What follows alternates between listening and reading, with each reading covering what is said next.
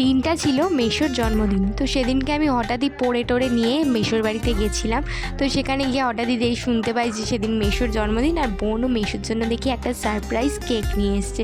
তো বোন সেটা এখন রেডি করছে আর আমাকে দেখাচ্ছে, দেখ দিদি এটা আমি বাবার জন্য এনেছি বলছে। তো আমার সত্যি খুব ভালো লাগলো, ওর বাবার জন্মদিনটা এত সুন্দর করে নিজের মতো করে সেলিব্রেট করছে। আর মেশোও তাতে খুব খুশি হয়েছে।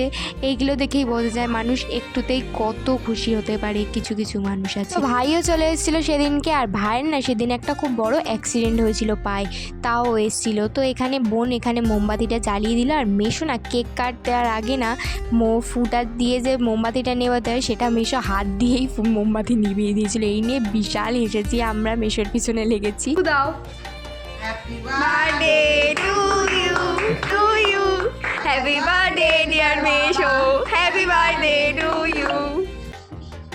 তো এখানে তো মেশো এখন কেকটা কাটিং করে নিল, আর মাসি প্রথমেই মেশোকে খাইয়ে দিল। আর আমার মাসি না আমার মেশোকে প্রচুর ভালোবাসে, এটা মাসি সারাক্ষণ বলে।